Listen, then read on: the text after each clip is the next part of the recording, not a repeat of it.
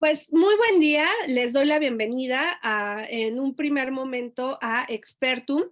Me gustaría primero comentarles qué es Expertum. Expertum surge como la verdad es que creo que la pandemia trajo cosas complicadas, ¿no?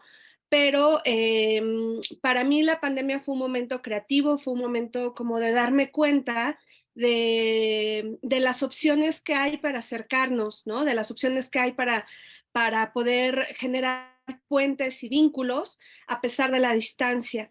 Y así es como surge Expertum, que es un espacio, es una academia digital que creé con el interés de convocar a colegas y amigas, amigos, expertos en humanidades, pero más que expertos son gozosos de su área del conocimiento. Personas súper comprometidas, que les encanta lo que hacen y que hemos tenido un recorrido académico en el que además la mayor parte de ellos, además de la amistad, nos convoca un verdadero interés y compromiso con las humanidades en un momento en el que se piensa que son menos importantes, ¿no? Entonces, lo que busqué es que este espacio fuese un lugar para gozar de las humanidades, un espacio para profundizar en el conocimiento desde una perspectiva intelectual amena, valiosa para que se integre a nuestra cotidianidad y fuera del marco, digamos, que luego ocurre mucho en la academia, ¿no? De este lugar de llevar el conocimiento humanístico a zonas de minimización a los otros en lugar de encuentro, ¿no? Que eso pasa mucho en las academias, lamentablemente. Y ya saben, este lugar como del gran intelectual que sabe mucho y que entonces los demás son menos. A mí me interesaba mucho borrar esa línea y así es como surge este espacio que convoca a diferentes expertos en historia, en arte, en cultura, en literatura, en fotografía, en fin, ¿no? Entonces, desde ese lugar lo que buscamos es un espacio de encuentro, de análisis, de mucho nivel, sin tampoco este peso de hay que entregar el ensayo o hay que hacer la tarea o hay que mandar el examen, este tipo de cosas, ¿no? Sino más bien un compromiso meramente personal, de disfrute, y no por eso no hay, digamos, este nivel por parte de quienes integramos, o sea, este nivel, este compromiso, digamos, de la clase por parte de quienes integramos el espacio. Y bueno, otra ventaja, ay, creo que me estoy yendo. Creo que me fui, ¿verdad? Un momentito. No, yo sí te escucho y te ¿Sí veo estoy? bien. Hola, hola. Sí. Ah, Te perfecto. escuchamos, Es que te se me congelaste quedaron. tantito, pero sí hablaste bien. Perfecto, gracias. Y entonces, otra ventaja que tenemos en nuestra academia es que todas las grabaciones se suben a la academia digital y no caducan. La mayor parte de los espacios académicos envían las grabaciones y duran de 15 a 20 días y pum, si no la viste en ese periodo se acabó. Aquí no. En este espacio tenemos la Academia Digital donde tú puedes ingresar todas las veces que sea necesario para ti y el curso se queda ahí, la puedes ver las veces que tú quieras, todo el tiempo que tú quieras y además tratamos de proveer precisamente de los materiales, ¿no? Por ejemplo, en este caso de los libros, hacemos un esfuerzo porque los libros estén ahí. Ya es o sea, ya es gusto de cada quien si los quiere comprar o no, pero tratamos de que el material esté inmediatamente para ustedes, además de digamos, alguna información extra que el docente a cargo tome la decisión de compartir videos, reseñas, lo que cada quien vea que puede complementar. A veces es hasta música, ¿no? No necesariamente tiene que ser leído, muchas veces es música, son documentales, son películas, o sea, cosas que puedan ustedes complementar de manera mucho más detallada justamente el análisis en este caso literario. Así es que, digamos, a grandes rasgos esto es Expertum, les agradezco mucho su interés y dentro de nuestras colaboradoras está precisamente la maestra Carla, que pues yo siempre voy a estar agradecida porque se suma a este espacio. Es algo que me interesa rescatar es que es especialista en la materia. O sea, muchas a mí me preguntan, oye, mire, ¿por qué tú no haces literatura prehispánica o mesoamericana? Pues porque yo no soy especialista en literatura prehispánica ni mesoamericana, ¿no? O sea, pues, conozco los temas porque estudié letras, pero no es mi expertise, ¿no? Mi expertise está en otro tipo de literatura. Y la maestra Carla Valdespino Vargas estudió precisamente la licenciatura en Letras Latinoamericanas en la Universidad Autónoma del Estado de México. Es maestra en estudios antropológicos de México por la Universidad de las Américas Puebla. En la UAM, en la Autónoma del Estado de México, ha impartido las asignaturas de literatura prehispánica, patrimonio gastronómico prehispánico, identidad y cultura mexicana. Y bueno, ella también es especialista en lo que se denomina como literatura periférica o marginal. De hecho, muchos de sus trabajos de investigación están puestos sobre este tenor. Ella realizó el doctorado en estudios latinoamericanos, corrígeme, Car, si estoy mal, en estudios latinoamericanos por la Universidad Nacional Autónoma de México. Bueno, pues sus líneas de investigación son justamente estas, el tema migrante, el tema de la literatura de periferia, y bueno, ella podrá ampliar más la información sobre ella misma, pero yo quise hacer como esta presentación más formal por parte de nuestra academia.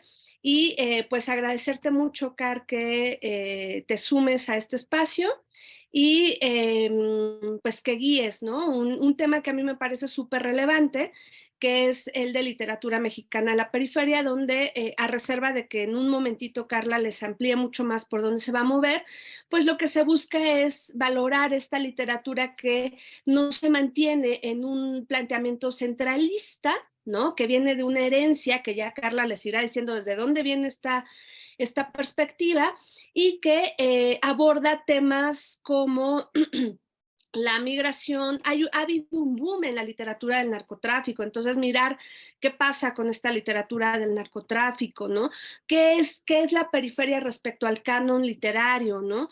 ¿Qué entendemos por frontera?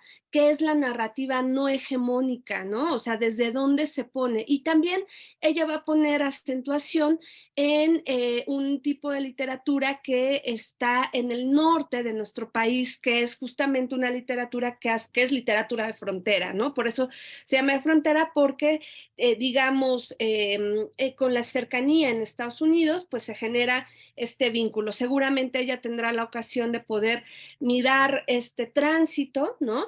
A partir de, a reserva de que en un momento amplíe más información, de escritores como Elmer Mendoza, Luz Humberto Cruzway, Daniel Sada, en fin, ¿no? Y escritoras también, Iris García, por ejemplo, ¿no? Entonces abordará como todas este tipo de literatura, Eduardo Antonio Parra, Adriana, bienvenida, qué bueno que ya estás, ojalá que el internet te permita la sesión.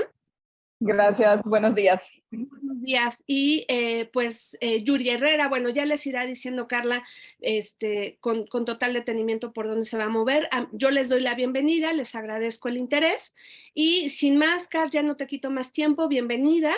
Y pues nada, yo estoy muy pendiente, tienen mis vías de comunicación, voy a estar muy pendiente y haré todo por tratar de regresar antes del cierre de la sesión. Y pues te cedo la palabra, Car, que todo salga muy bien. Los mejores deseos en el desarrollo de este curso. Y gracias, Mir. Pues también a ti agradecer por abrir esta plataforma, ¿no? Que siempre es así súper lindo trabajar, estar acá con ustedes. Adri, hola, ¿cómo estás? Y pues, Hola. y pues bienvenidas, Saidel y Ana Mari, creo, me parece que es, ¿no? Me parece que. Sí, Ana María. Hola, ¿qué tal? Y pues vamos a empezar. No sé. Pues bueno, ya Mir ya me presentó. Pues como dijo Mir, son temas que a mí la verdad me interesan muchísimo, la cuestión de la migración, la cuestión del narcotráfico, no porque me interese el narcotráfico como o sea, es interesante más bien por la cuestión de la dinámica cultural, ¿no? Por todo lo que está alrededor y también por pues todos los problemas sociales que se van desencadenando, ¿no? A partir de esto. Y bueno, sobre todo, cómo la literatura, pues justamente ha reflejado esta problemática, ¿no? Aquí cabe mencionar que por un tiempo se le denominó literatura de narcotráfico o narcoliteratura, ¿no? Pero más bien, ya algunos escritores han ido puntualizando este término, este concepto, y han dicho, no, es que no es una literatura que emerja del narco, sino que más bien trata de reflejar la problemática del narco, ¿no? Y pues, no sé, me gustaría pues conocerlas, escucharlas, qué es lo que eh, les interesa, ¿no? O cuáles son sus intereses eh, de estar acá. No sé si quieres, Aiden. Ajá. Hola, pues yo Hola. ni siquiera, no sé todos los temas que se van a tratar. Yo de este tipo de literatura pues no tengo ni idea. No. Yo estudié totalmente, soy totalmente financiera, estudié en el ITAM y siempre he estado en cosas financieras. Me encanta la Ujú, lectura, pero pues esto es muy nuevo y cuando estuve con Miren, ujú. en Latinoamericana, vimos un módulo de esto, pero creo que esto son varios módulos y vamos a ver varias cosas, ¿no? Es que no sé bien, Sí, bien si me cuentas cómo está la onda, pero bueno, pues para sí, mí me encanta. claro, sí. Sí, quería conocerlas primero y ahorita ya les Creo que planteo está el todo programa. un momentito, tanto cuando me puta estoy sola, voy un segundo, Ok, perdón. sí, sí, no te apures. Sí, Ana María, hola. Espérame. Hola, Hola. es que hay muchísimo ruido en mi casa. Hay obra, hijo jugando, tele prendida y perras. Bueno, Pero bueno, muchas gracias. A mí la verdad también soy como Saidel, es un tema que desconozco absolutamente. Creo que el único libro que he leído más o menos es el que presentó Oprah, el de Tierra Americana. ujú. Sí, lo leíste, de una irlandesa que vive en Estados Unidos, que escribió sobre cómo se sube a la bestia una persona de Acapulco y huye a la frontera. Y No, sí es no, súper crudo y creo ajá. que era color de rosa. O sea, para lo que puede ser, yo creo que era como cuento de hadas. A Elmer Mendoza nunca lo he leído. Me da Ujú. como, la verdad me da como flojera. Qué fea soy, ¿verdad? No, la verdad tiene una narrativa muy fluida, no, también una característica de estos textos es que estos textos no son tan pesados, tan descriptivos, más bien su característica es que son rápidos, ¿no? O sea, son textos que se pueden leer muy rápidamente y Y con creo un que, lenguaje comprensible. y con un lenguaje muy comprensible, quizás nos vamos a encontrar, y esto también lo vamos a ir como comentando y reflexionando, nos iremos encontrando como ciertos giros lingüísticos característicos de la zona, ¿no? No sé, eh, en el, hola, Es que ve en la el, bata, por eso estoy. O ay, sea, no te apures, pues es sábado, Recién no te apures. operado y estoy con trenes y fajas y así, no te apures. Sí, no. Entonces te decías, nos vamos a encontrar así como algunos giros lingüísticos que en lugar de decir, algunos podrán decir chido, otros chilo, los culichis, entonces, pero no va a ser nada así como complicado. muchos pochismos. Muchos No que, es perdón. como muy pocho, muy palabras mexicanas. No, en realidad no. Quizás Luis Humberto Crosswhite, que él es un escritor de Tijuana, ahí sí vamos a encontrar como, más que un pocho, lo que vamos a encontrar son algunos términos en inglés, ¿no? Ah, ok. Algunas palabras en inglés y lo que algunos llaman como el Spanglish, ¿no? Pero no, sí hay un texto por ahí que se llama Peregrinos de Aztlán. Es una novela muy bonita y la escribió Miguel Méndez y ahí sí es un poco como más pocho el asunto, ¿no?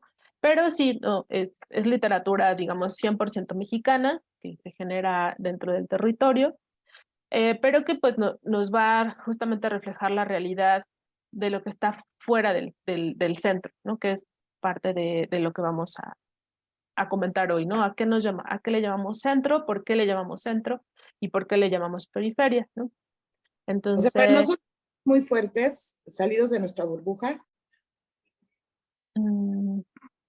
No, bueno, desde mi perspectiva creo que no van a ser tan fuertes, ¿no? Quizás sí nos vamos a encontrar con un cuento que sí es muy fuerte, es el cuento de Iris García, es un cuento que habla sobre feminicidio. Entonces, quizás iba a ser un cuento como bastante fuerte, pero no es literatura gore, ¿no? Ajá. Donde vamos a encontrar sangre, etcétera. No, para nada. Sí hay textos así, definitivamente sí los hay. Por ejemplo, estoy pensando en una novela que se llama Entre Perros, que sí es una novela, desde el título es muy fuerte y la novela es muy fuerte, ¿no? Pero no nos vamos a acercar a esta novela, ¿no?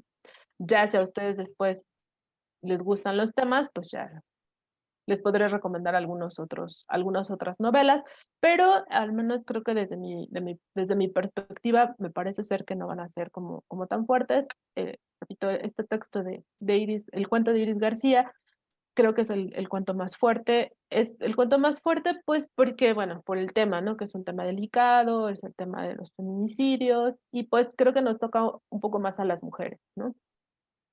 Y nos hace sentir pues sensaciones que quizá no sabíamos que podíamos sentir, ¿no? Pero pues lo vamos ahí como poco a poco en el desarrollo. Ya ustedes me comentarán si, si les parece muy fuerte y quizás lo vamos cambiando, ¿no? Entonces, pues un gusto, Ana Mari. Ok, Y pues, muchas gracias. Adri, no sé si, bueno, Bueno, ya nos conocemos, pero hola, para el resto de la... hola, qué Hola. gusto estar otra vez contigo, Carla. Bueno, pues a mí, pues yo soy del norte, entonces estudié literatura y la literatura del norte ha sido uno de los temas aquí de mi universidad, ¿no? Los conozco, los he leído y los conozco personalmente a estos autores y me encantan, ¿no? Eduardo Antonio Parra, yo creo que es lo más así de frontera crossway, así que del tema que he leído, ¿no? A ellos, bueno, siempre podemos aprender mucho más, ¿no? Pero a mí lo que me interesa también, que leí por ahí en el programa, es algunas escritoras. Traigo un proyecto ahí que quiero armar sobre Gloria Anzaldúa y un poco Lucía Berlin, que, bueno, ella vivía en la frontera, entonces es una escritora norteamericana, pero de todas maneras tiene mucho de esa periferia, ¿no? Entonces, bueno, me interesó mucho, quiero acercarme más a textos de Gloria y a otras escritoras y escritores jóvenes que no conozco. Por ejemplo, ahorita la chica que acabas de mencionar, no la conozco. Sí, entonces, bueno, y pues literatura del norte. Tenía que estar aquí. Sí, la verdad sí, Adri. Pues sí, pues vamos a disfrutar. Si quieren, hacemos, pues bienvenida, Adri. Hacemos una pausa en la presentación y les comento, ¿no? El programa, ya ahí también se van como enamorando, ¿no? De este cursito. Les leo la introducción. Bueno, la literatura mexicana ha estado marcada por un fuerte centralismo, que es justo lo que nos comentaba Mir, heredado de una tradición europea enraizada desde la colonia.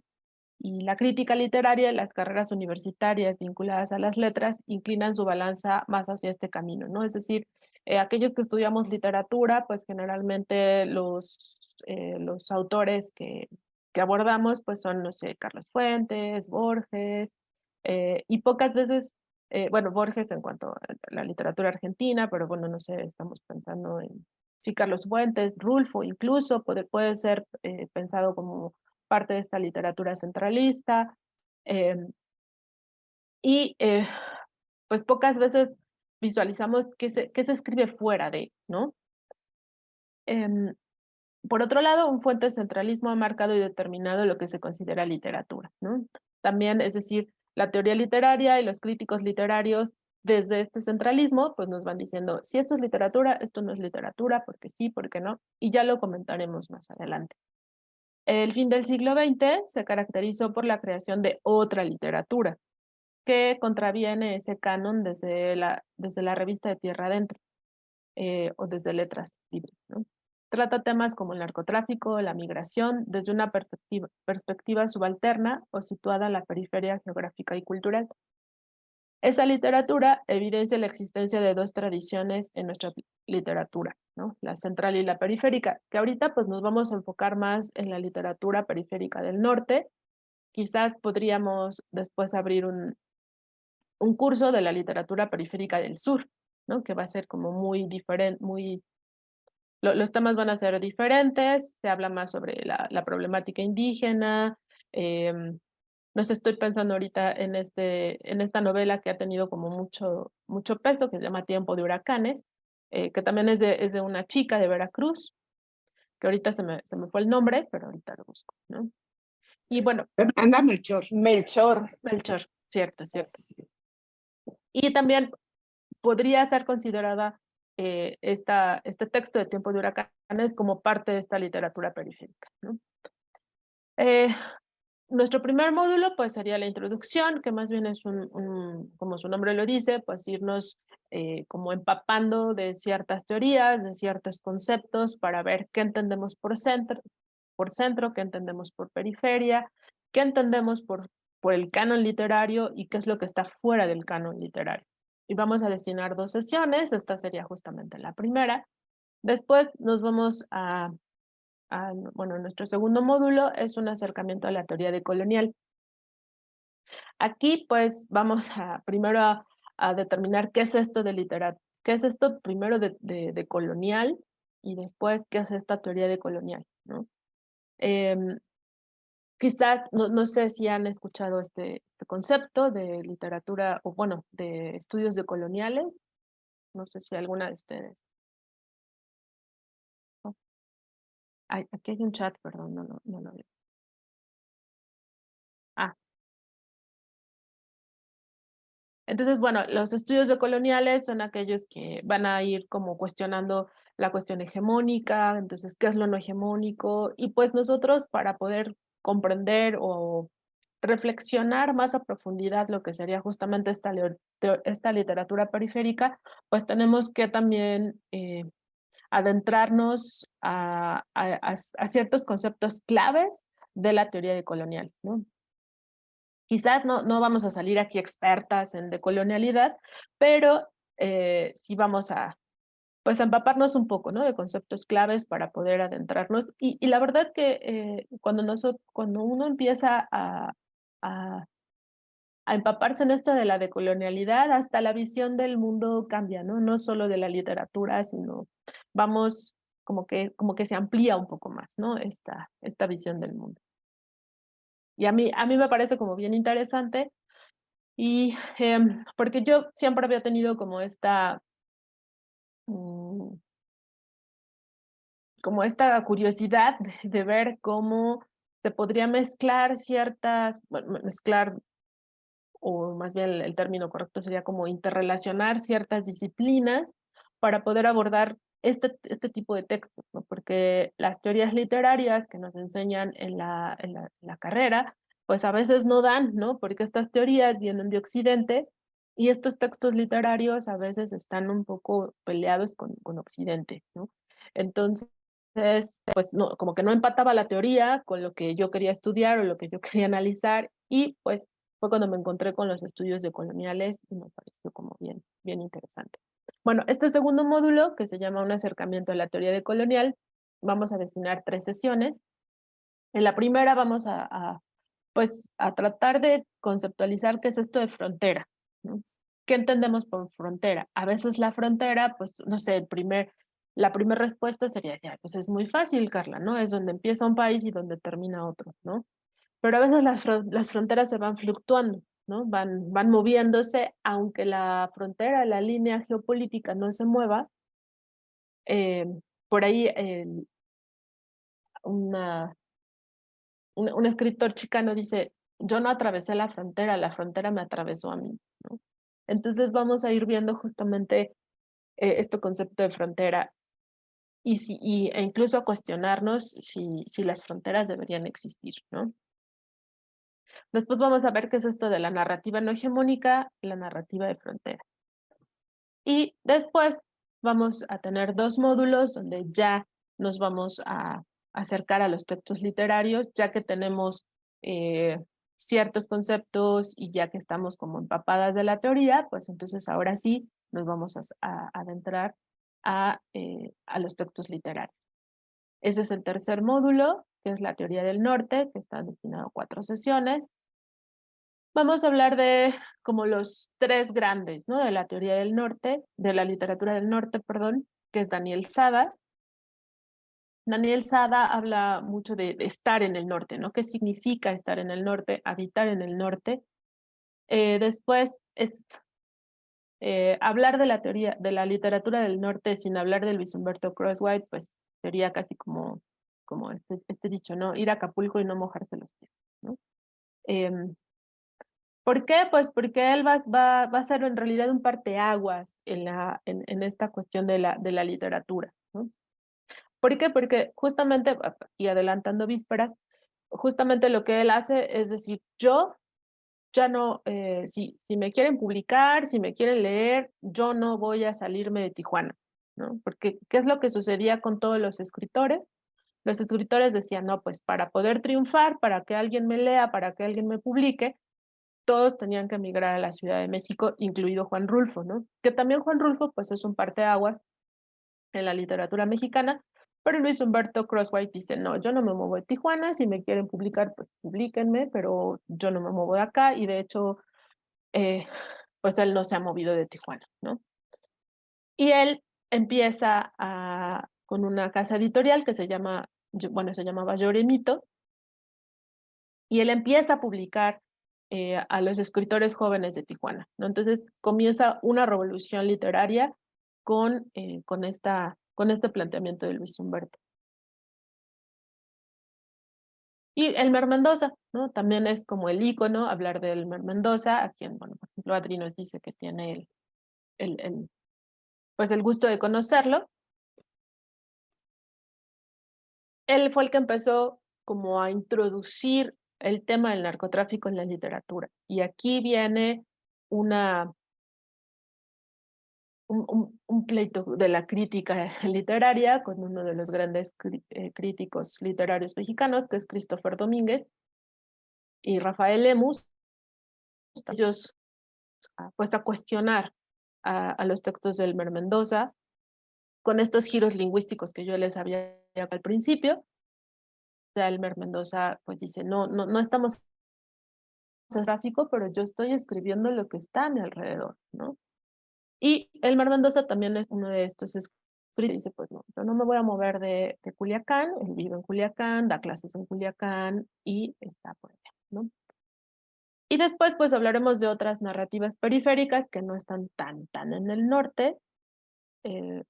Vamos a leer este texto que les comentaba de Iris García, que ella es de Acapulco, y habla sobre este cuento así fuerte, que repito desde mi perspectiva quizás va a ser el más fuerte que vamos a leer, que se llama Sueño de arena.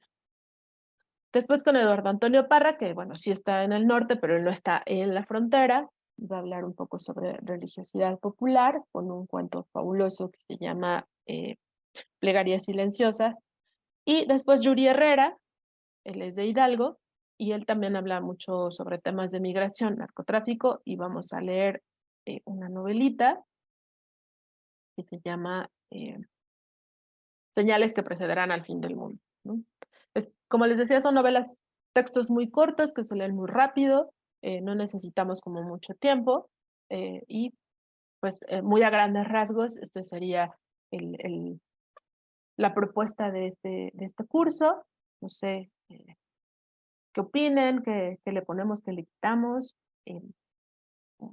qué les parece, ¿no? Y pues, ajá.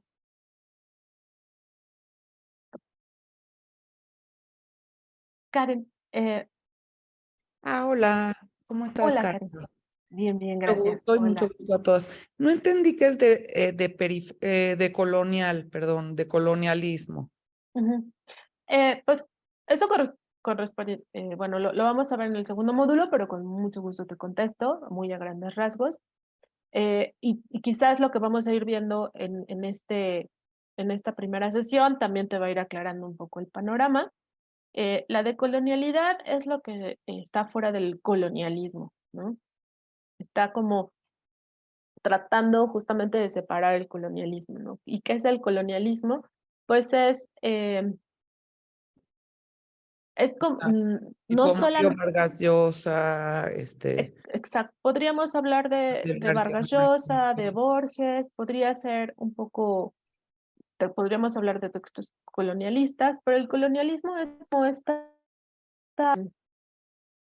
sistema de pensamiento incluso que viene de, que se nos hereda desde la colonia, justamente ahí viene esta palabra, ¿no? Que nos van diciendo qué es lo que vale la pena culturalmente hablando, por ejemplo, ¿no? Entonces, pensemos un poco en toda esta parte de la historia de nuestro país, ¿no? Que llegan los españoles y que dicen, no, pues todos los códices son cosas del demonio y las queman, ¿no? ¿Por qué? Porque nosotros, españoles, europeos, portamos el conocimiento real y pleno y todo esto no vale la pena. Y entonces se quita una serie de conocimientos, sí, obviamente pues desde la ignorancia, ¿no? Y entonces viene todo este colonialismo. No solamente es un colonialismo económico, sino también sistémico, de pensamiento y cultural, ¿no? Pues ahora van a tener que dejar de hablar náhuatl y mazahua y todos tienen que hablar español, ¿no? Eso es una cuestión colonialista. La decolonialidad dice, no, a ver, momento, ¿no? El que ustedes españoles hablen español no quiere decir que sea el único idioma que vale la pena, ¿no? El náhuatl también vale la pena, también tenemos un sistema de pensamiento filosófico, cultural, y entonces los estudios decoloniales lo que hacen es rescatar toda este sistema cultural o sistemas culturales que fueron mermados por el colonialismo. Ujú. Y no se trata, porque en algún momento un alumno me dijo, ay, entonces ahora todos vamos a hablar náhuatl y nos vamos a olvidar del español. No, no, no se trata de esto, ¿no? Pero él así como indignado. Le dije, no, no se trata de esto, sino que se trata de ampliar el horizonte.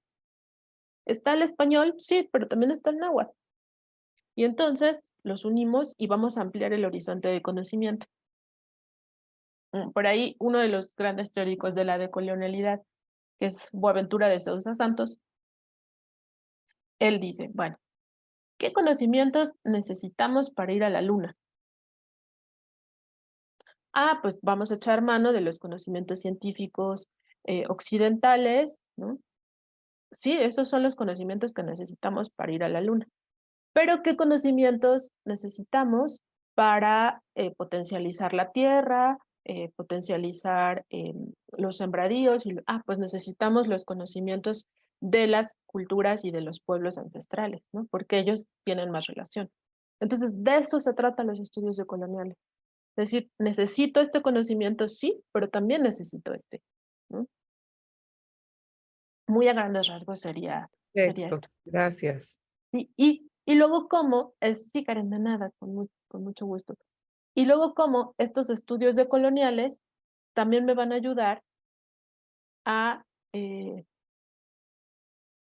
a ver la literatura desde otra perspectiva, ¿no? Porque la literatura también va a estar marcada por la colonialidad, ¿no? Por ejemplo, lo que tú decías, ¿no? De Vargas Llosa. Y no sé, también estoy pensando, por ejemplo, en Jorge Volpi, que seguramente lo conocen, ¿no? Jorge Volpi, pues es como heredero de esta colonialidad literaria, ¿no? Un español perfecto, ¿no? Un español puro, que en realidad ninguna de las aquí presentes habla un español perfecto y puro. ¿No? Pero, pues, por ejemplo, lo que dicen estos herederos de Octavio Paz, que en este caso sería Jorge Volpi, dicen, no, pues tenemos que escribir en un español perfecto y puro. ¿No? Lo otro no lo es. ¿No? Entonces, aquí viene, por ejemplo, la perspectiva de Rulfo, ¿no? Y aquí viene el corte que hace Rulfo en la literatura. Dice, no, a ver, momento. hay otras maneras de expresarnos, hay otras maneras de ser y hay otros Méxicos, ¿no? Hay otras realidades. Entonces, bueno, por ahí nos vamos a ir enfocando, ¿no? ¿Sí, Karen? Va, gracias, Karen. Perfecto. Muchas gracias. Eugenia, pues nos faltaría escucharte.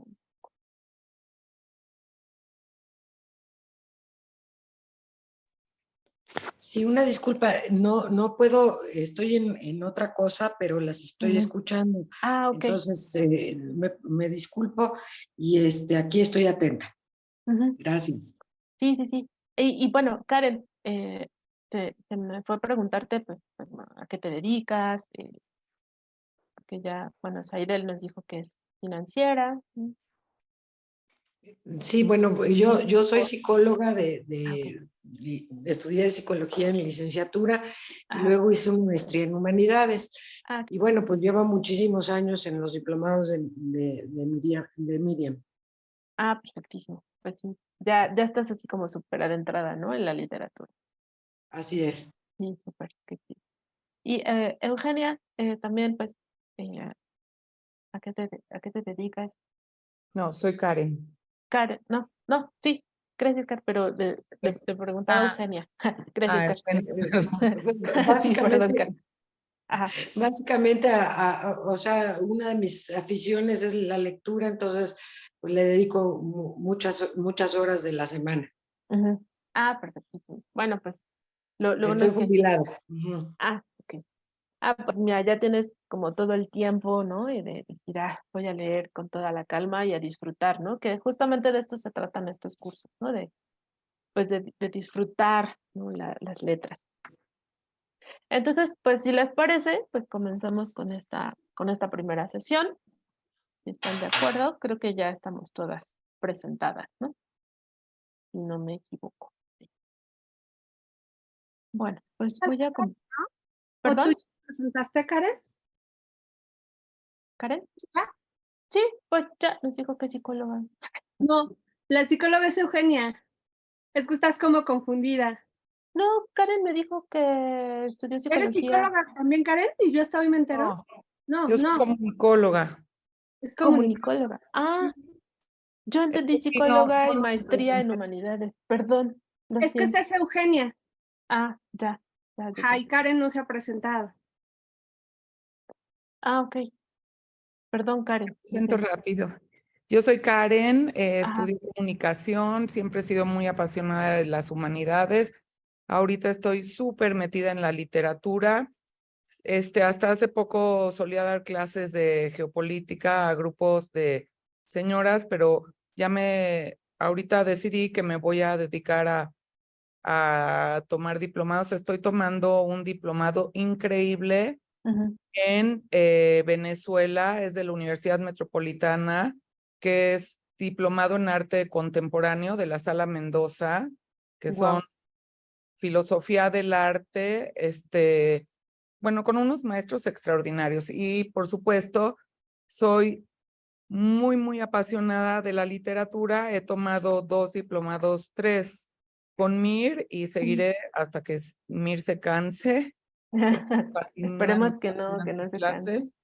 Y este diplomado, pues estoy escuchando porque yo sí tengo un pensamiento como un poco occidentalista en el sentido de que, por ejemplo, a mí mi héroe máximo en la vida es Mario Vargas Llosa, me fascina Carlos Fuentes, Ujú. me fascina Gabriel García Márquez, y sí se me hace que transmiten mucho la cultura, digamos, latinoamericana en el sentido de, por ejemplo, Gabriel García Márquez en Cien años de soledad o Mario Vargas Llosa, como los europeos minaron todo, Ujú. todo lo que es la cultura latinoamericana, porque llegaban las compañías británicas, por ejemplo, la compañía bananera o todas las influencias americanas o la influencia española de la corrupción y la forma de llevar el gobierno.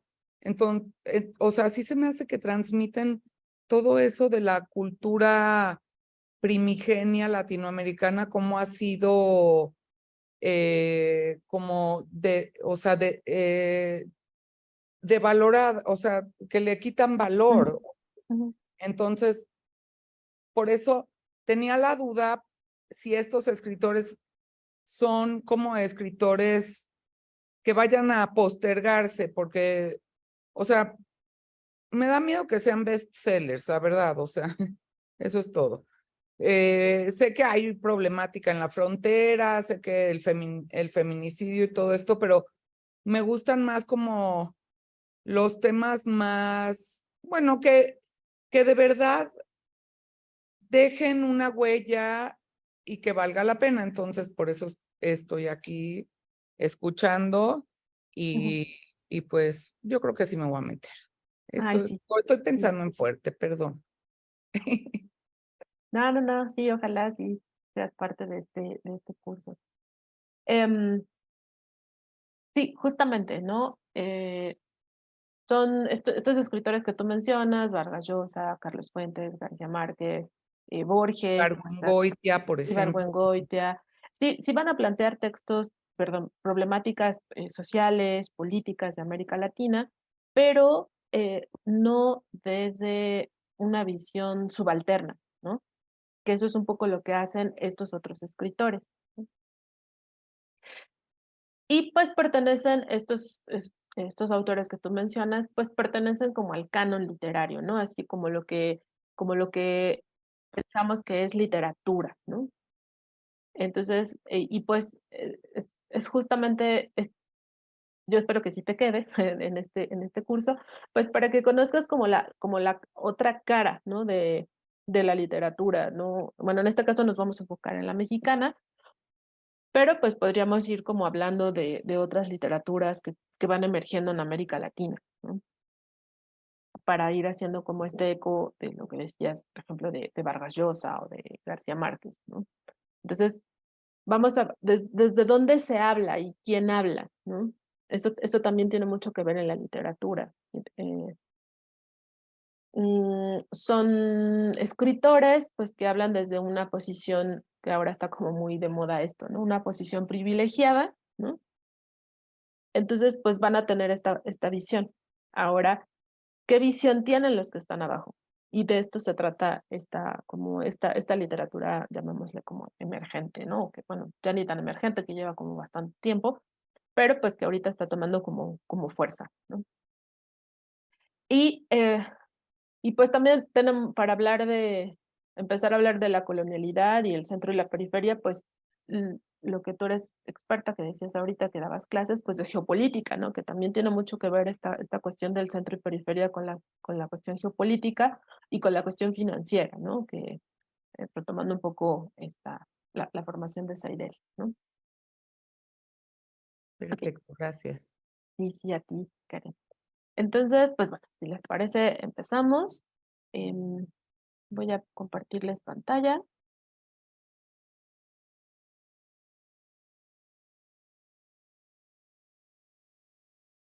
Mm, Pues, pues bienvenidas a Expertum, a este curso de literatura mexicana de la periferia. Y pues eh, ya les había dicho mi nombre, soy Carla Valdespino Vara. Y, y pues vamos a justamente en esta primera sesión, vamos a hablar muy a grandes rasgos qué entendemos por centro y periferia. Y primero, pues vamos a hablar qué entendemos por sistema mundo. No sé si se alcanza a ver o no. ¿Sí? Ah, ok, perfecto. Gracias. Entonces, el sistema mundo es un concepto em, que va a surgir o que se va a proponer. Ah, ok, sí, Ana María. Chao. Que se va a proponer, pues, para tratar poder de explicar el mundo, como les decía hace rato, desde otra perspectiva, ¿no? Y este concepto lo propone Immanuel Wallenstein. A mí me gusta mucho empezar este tema con un mapa, ¿no? Que a mí también me gustan mucho los mapas. Y este es el primer, bueno, se le conoce como el mapa Martellus, y fue hecho por Enricus Martellus en el siglo XV. Y pues si nosotros, si nosotras visualizamos este mapa, pues América todavía no está ahí, ¿no? Entonces, esta es la visión que se tiene en el mundo antes del descubrimiento, entre comillas, de América. Y es lo que se le conoce también como la isla de la Tierra, porque justamente pues ya se tenía como muy en claro, pues que se podía viajar por toda esta parte territorial, ¿no? Y por eso se le conocía como la isla de la Tierra, porque estaba toda conectada. Y vamos a tener justamente en esta visión del mundo antes del descubrimiento de América una división tripartita, ¿no? Y esta división tripartita va a estar dada y determinada por una cosmología cristiana. Es decir, aquí el cristianismo es el que va a determinar, ¿no? Entonces vamos a tener Asia, África y Europa, ¿no? Y estoy poniendo aquí Europa como la verdadera significación, ¿no? Es decir, Europa como la portadora de la verdadera significación, como la portadora del verdadero conocimiento, ¿no? Y portadora de casi como de la verdad absoluta, ¿no? Entonces ya desde aquí, pues nosotras podemos ir visualizando que la manera en la que se va construyendo el mundo o que se va determinando el mundo está dada por Europa, ¿no? Entonces Europa va determinando qué es bueno, qué es malo, qué está bien, qué no está bien. Y aquí, para irnos introduciendo como algunos conceptos hegemónicos, perdón, de coloniales, hay uno también de los grandes teóricos de la decolonialidad, que es Vogel. Él acuña, o más bien rescata un concepto que es los epistemicidios, ¿no? Así de episteme, ¿no? Como esta manera en la que se va desarrollando el mundo desde la visión europea se van cometiendo una serie de epistemicidios, que es lo que yo le explicaba a Karen, ¿no? Hace un momento. Cómo los españoles llegan y dicen, bueno, esto sí vale la pena, lo que nosotros traemos, el náhuatl no vale la pena, los códices no valen la pena, y se van sepultando una serie de conocimientos.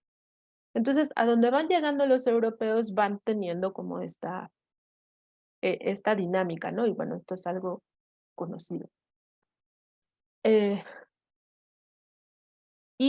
No sé, por ejemplo, otra serie de epistemicidios, pues se cometieron, por ejemplo, con la gran quema de brujas, ¿no? Que muchas de estas brujas, pues eran mujeres de conocimiento. No todas. Acabo de ver un documental como bien interesante sobre las brujas y pues supongo que ustedes también ya lo saben. Entonces, muchas eran mujeres de conocimiento, pero muchas eran mujeres que tenían tierras, ¿no? Tenían propiedades, tenían capital, y entonces, pues, para poder apropiarse de estas tierras, de este capital, pues lo mejor era charlas de brujas y ya, ¿no? Eh, se, se, se les quitaba, ¿no? Como estos bienes. Entonces también Vogel dice que la quema de brujas también puede ser considerada un epistemicidio. Lo que se hace en América también es considerado un epistemicidio, ¿no? Pero regresemos acá, ¿no? A esta división tripartita del mundo. Después viene 1492, ¿no? ¿Qué sucede en 1492? Pues suceden muchas cosas, ¿no? No solamente es el descubrimiento de América, pero también suceden, o el aparente descubrimiento de América, ¿no? Porque por ahí hay un texto que les recomiendo mucho que se llama La invención de América, de O'Gorman, ¿no? Que nos va a dar también como otra perspectiva. Porque yo creo que todas las aquí presentes, cuando fuimos a la escuela, en la primaria, secundaria, nos dijeron, Cristóbal Colón descubrió América en 1492, ¿no? Ahorita se está cuestionando si en realidad, bueno, ya tiene como, este cuestionamiento tiene como muchos años, pero se está cuestionando si en realidad lo descubrió o qué fue lo que sucedió en 1492. ¿Qué sucede antes y durante? Pues, perdón. Es la unión de Castilla y Aragón y comienza esta cuestión de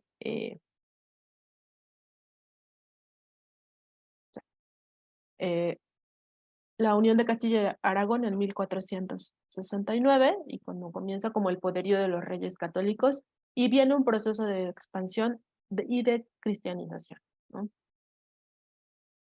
Entonces, lo que hacen los reyes católicos pues es tratar como de unir, ¿no?, todos los reinos que conformaban lo que ahora nosotros conocemos como España. Después vamos a ver que hay como cómo se arraiga o cómo se va fortaleciendo la Santa Inquisición en 1478 entre 1478 y 1483. Y esto, la consecuencia de que la Santa Inquisición haya tomado fuerza, pues es la expulsión de los judíos sefardíes de España, ¿no? Y con la expulsión de los judíos sefardíes de España y de los moros también, pues viene como ya fortalecimiento del reino de Castilla, ¿no? En 1900, ¿por qué? 1492, perdón. Entonces viene la conquista de Granada, que les decía que ya la expulsión también de los moros, el Tratado de Tordesillas en 1494 y finalmente ya lo que consolida al reino español o el reino de Castilla es la anexión de Navarra en 1512. Ya para 1545 el Concilio de Trento le va a dar el poder absoluto a la Iglesia Católica, ¿no? Y a partir de este concilio pues también se va a dividir el mundo, ¿no? Ya para este momento ya estaba descubierta América. Algo aquí también que es bien importante es que se publica la Gramática de Nebrija en 1492 y entonces el castellano va a pensarse como la única lengua y se va a colonializar no solamente América, sino también la misma España desde una cuestión lingüística, ¿no? De una cuestión de idioma. Muchos idiomas que se hablaban en España se pierden justamente por la implementación del castellano. Muchos otros siguen prevaleciendo en este momento, ¿no? Y pues bueno, ya la fundación de la RAE se da bastantes años después, siglos después, en 1703, que incluso, seguramente ustedes habrán escuchado que ya también se está empezando a cuestionar a la RAE, que empiezan a decir, y bueno, ¿y por qué la RAE nos va a decir cómo tenemos que ocupar el español, ¿no? Esto, Karen, también es parte de la decolonialidad, ¿no? O sea, ¿por qué la RAE que está en España me va a decir cómo voy a ocupar el español yo mexicano, o yo colombiano, o yo argentino, ¿no? Cuando nuestras realidades socioculturales son completamente diversas, ¿no? Distintas, más que bueno, diversas y distintas, ¿no? Entonces, y esto es parte de la colonialidad. Y pues bueno, por ejemplo, en México ya tenemos como no es la Real Academia de la Lengua Mexicana, pero sí tenemos una Academia de la Lengua Mexicana, ¿no? Que está, por ejemplo, sacó por ahí un diccionario de mexicanismos, y pues bueno, ya se están haciendo como algunos ajustes por ahí al español, ¿no? No sé, hasta aquí cómo vamos, chicas, pues muy rápido, me detengo, hago una pausa, repito, algo. La invención Va bien. ¿de quién es? La invención de América es de Overman. Ahorita les paso las... No, ya, es que ahorita lo estoy comprando en Kindle, pero venía ya. al trabajo, dije, ay, ¿quién será? Gracias. Sí, Nada más. sí, la verdad vale mucho la pena leerlo, porque sí nos va a cambiar como toda esta perspectiva. Es muy, muy interesante, por eso me llamó la atención, dije, lo voy a buscar. Gracias.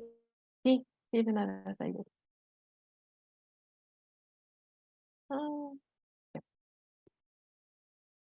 Entonces, pues vamos a tener a España como una gran nación, pero curiosamente depende económicamente de Francia, ¿no?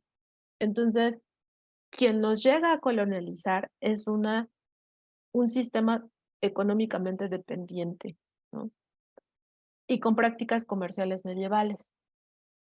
Es decir, ya para este momento, gran parte de Europa estaba viviendo pues como el auge de eh, del Renacimiento, ¿no? Mientras que España todavía seguía con ciertas prácticas comerciales medievales. Y así, aunque tanto España como Portugal son los países más atrasados de Europa, aún así van a tener un gran poder marítimo, ¿no? Y después, al encontrarse con América, pues van a tener mucho dinero, pero mucho de este dinero no se queda en España, se queda en Francia y también en Inglaterra, ¿no?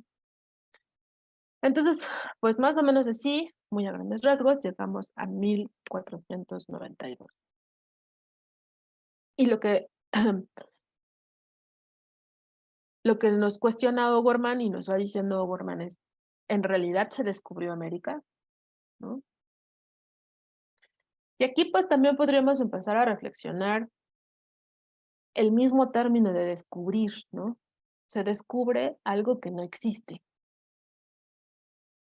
Pero el hecho que los europeos no lo hayan conocido no quería decir que no existiera, ¿no?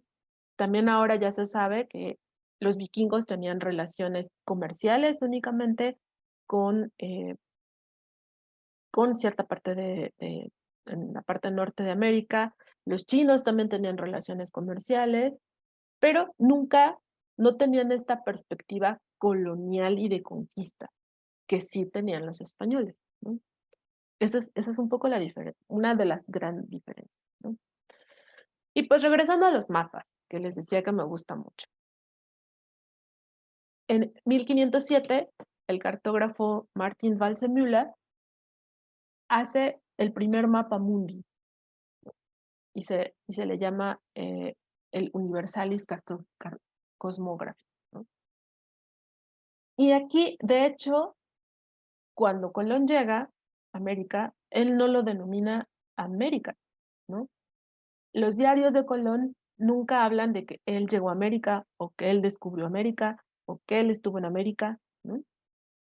Quien le da ese nombre de América y es justamente este cartógrafo alemán, Martin Waldseemüller, y se le otorga el nombre hasta 1507. Y es justo en este mapa, en el Universalis Cosmography, donde se encuentra el nombre de América por primera vez, ¿no? Y él lo hace, pues bueno, en honor a Américo Vespucci, ¿no? Entonces, bueno, aquí tenemos el primer mapa mundi, que de hecho, pues los mapas y la cartografía también es una manera es una práctica colonial, ¿no? Es una práctica que se lleva a cabo desde los países colonialistas, como lo eran España, Portugal, Inglaterra, Bélgica, Alemania, ¿no? Para poder ir justamente representando sus territorios de ocupación, ¿no? Entonces, no es lo mismo un mapa, o bueno, la cartografía y los mapas o el mapeo se van interrelacionando para dar como resultado lo que estamos viendo, ¿no? Porque mapas, pues incluso los nómadas hacen mapas, crean sus propios mapas. Paréntesis. Leí un libro que se llama justamente La canción, ¿no? Y habla sobre los nómadas australianos y cómo los nómadas australianos van delimitando su territorio a partir de canciones, ¿no?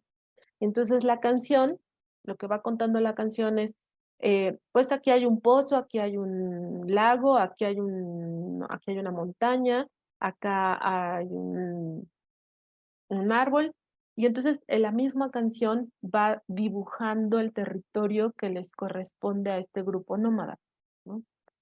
Entonces cada grupo tiene su propia canción.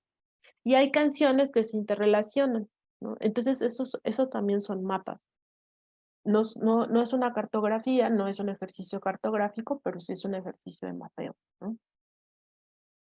Y a mí, la verdad, no te escuché, Adri, perdón.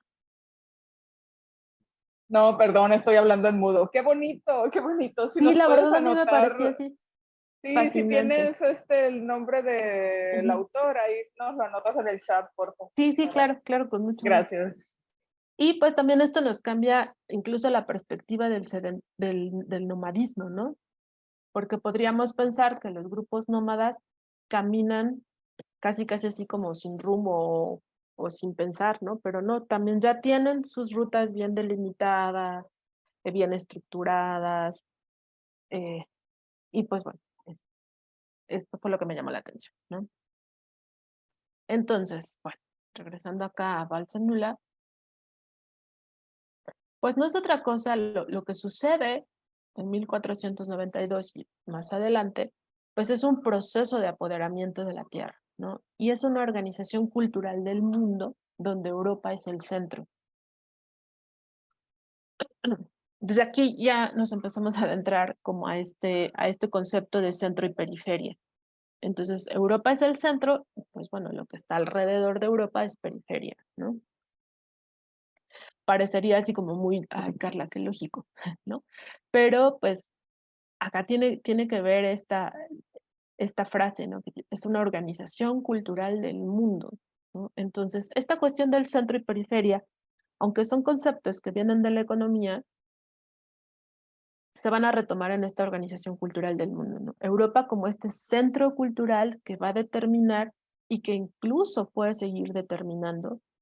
Y bueno, Europa, pero también podríamos ir ajustando esta cuestión de Europa como un pensamiento occidental, ¿no? Sigue determinando qué es como lo correcto y qué es lo que debería de ser cultural y socialmente hablando, ¿no? Entonces, se va a consolidar este sistema mundo moderno, ¿no? Que no es otra cosa más que una economía mundial capitalista, ¿no?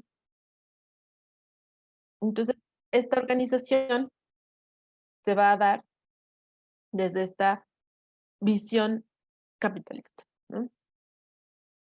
Esto es bien importante. Y ustedes me podrían también decir, oye, Carla, pero pues se supone que vamos a hablar de literatura, ¿no?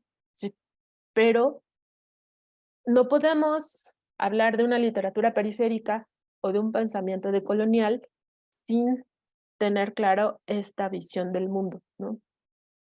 Sin tener claro cuál es el posicionamiento que tenemos como, cuál es la posición que nos determinaron en este momento del mundo a nosotros como país, ¿no? Y también dentro de los países vamos a tener centros y periferias, dentro de los continentes vamos a tener centros y periferias, ¿no? En México, bueno, creo que es como muy claro, ¿no? Es un país, siempre ha sido un país centralista, no hay como mucho por donde rascarle, es un país centralista, ¿no? Los poderes están eh, en la Ciudad de México, y el resto pues es periferia, ¿no? Incluso algo que tienen mucho los de la Ciudad de México, y no me dejarán mentir, chicas, es que lo que está fuera de la Ciudad de México es provincia, ¿cierto? Entonces, incluso Monterrey es considerado provincia, ¿no? Cuando pues Monterrey pues es una de las ciudades más, más desarrolladas, ¿no? En México, y se sigue considerando provincia. Yo estudiaba en la Ciudad de México y pues bueno, soy de Toluca como Miri. Y uno de mis compañeros me decía, ay, entonces tú eres provinciana, ¿no? ¿De dónde eres aborigen? Y yo así, o sea, vivo a 20 minutos de la Ciudad de México, ¿no? Entonces, ¿cómo vamos conceptualizando el mundo, ¿no? Y a partir de esta conceptualización del mundo, pues también vamos conceptualizando la cultura y también vamos conceptualizando la literatura, ¿no? Ahora, pues finalmente la literatura, pues es completamente una consecuencia cultural capitalista, ¿no? Eso también, o sea, la literatura y el capitalismo pues también van de la mano, ¿no? La literatura como tal, ¿no? Como la concebimos nosotros en este momento, ¿no?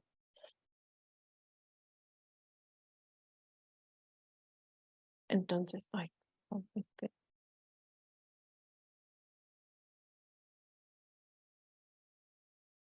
Entonces, lo que se pretende, pues, es hacer un análisis para comprender la realidad histórica y dar a luz a cambios sociales, ¿no?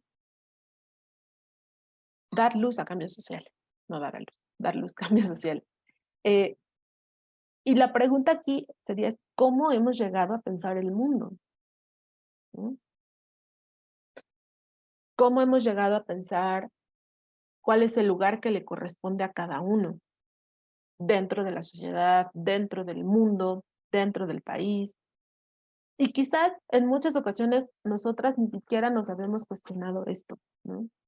Porque hay muchas cosas que ya están como dadas, ¿no? Volvemos a este ejemplo de la primaria. Cristóbal Colón descubrió América y entonces cada 12 de octubre había una ceremonia y a uno de mis compañeros lo disfrazaban de Cristóbal Colón y tenía que dar algunas palabras, ¿no? Y entonces, pues, los pueblos indígenas, los pueblos originarios empiezan a preguntar, bueno, ¿en realidad nos descubrió? Nosotros llevábamos aquí miles de años viviendo, desarrollándonos, siendo, haciendo, ¿no? Y de repente llegan unos extraños a decirnos que todo lo que yo conocía y en lo que creía está mal, ¿no? Entonces, ¿cómo hemos llegado a pensar el mundo? Y les repito, ¿cómo hemos llegado a pensar cuál es mi lugar dentro de este mundo? Y América Latina, aquí espoleando parte de del texto de la invención de América Latina, la invención de América, perdón, fue inventada como inferior, ¿no? No fue descubierta, sino fue inventada como inferior. Y fue, y quizás aquí nos fue bien, no como a Medio Oriente y a África, ¿no? Fuimos concebidos en América como una extensión de Europa. Por eso gran parte de nuestra cultura también corresponde a la cultura occidental, ¿no? Porque fuimos concebidos como una extensión de Europa.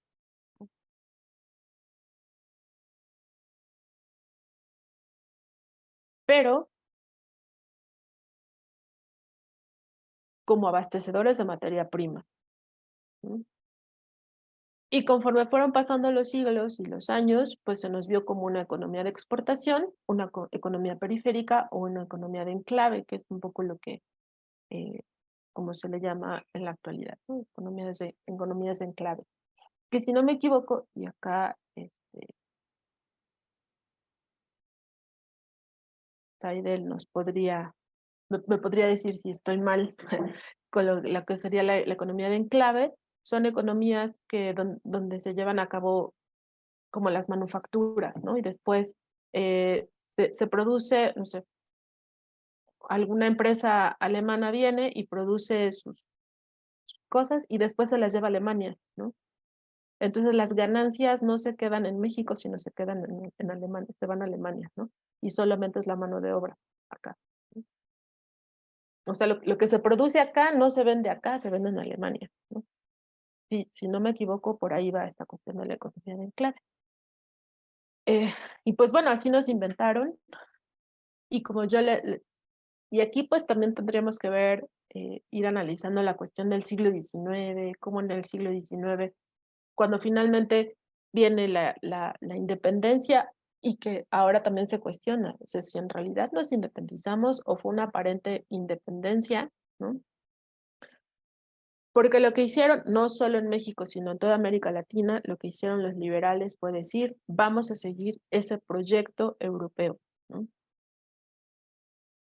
¿Y cuál era ese proyecto europeo? Pues, culturalmente hablando, por ejemplo, los indígenas no, pues son los atrasados, son los representantes de la barbarie, entonces pues, vamos a matarlos, a exterminarlos, a prohibirles que hablen sus lenguas, a prohibirles que se vistan como, pues con sus trajes típicos, ¿no? En México no hubo tantos orfanatorios como bueno, no orfanatorios,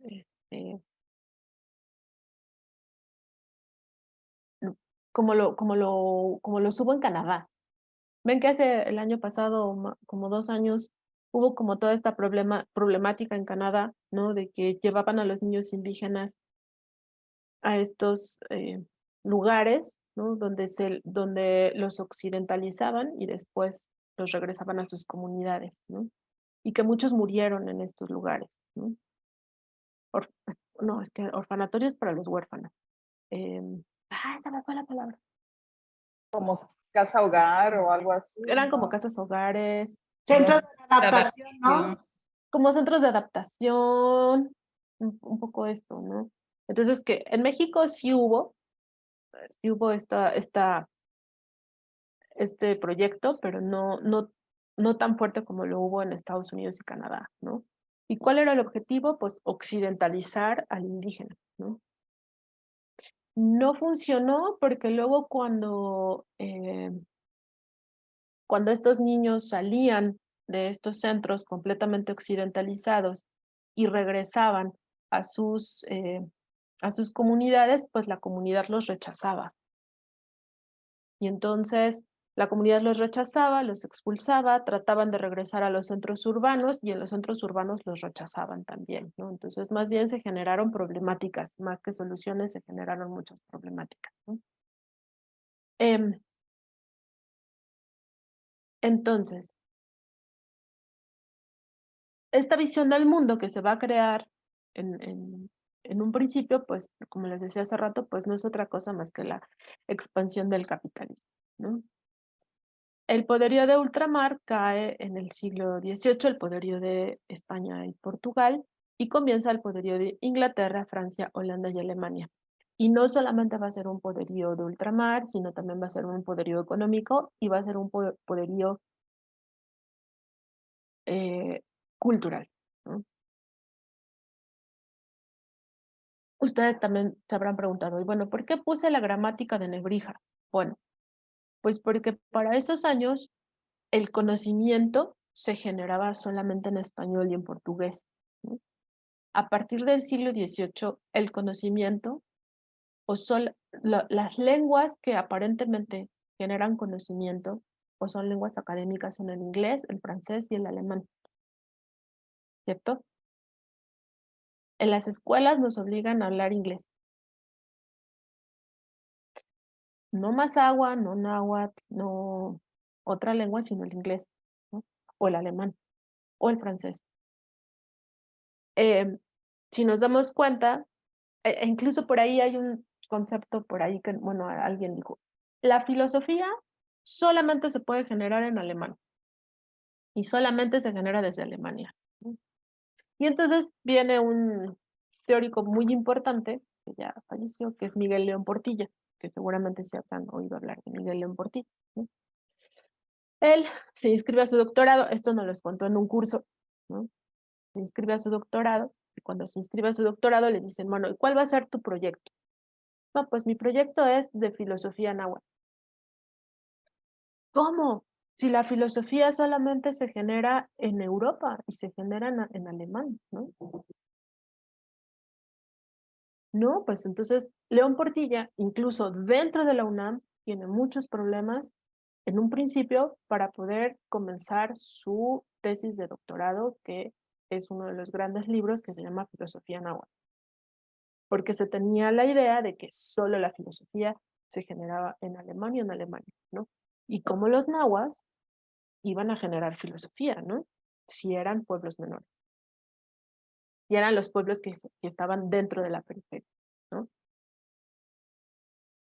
Y bueno, para terminar con los mapas,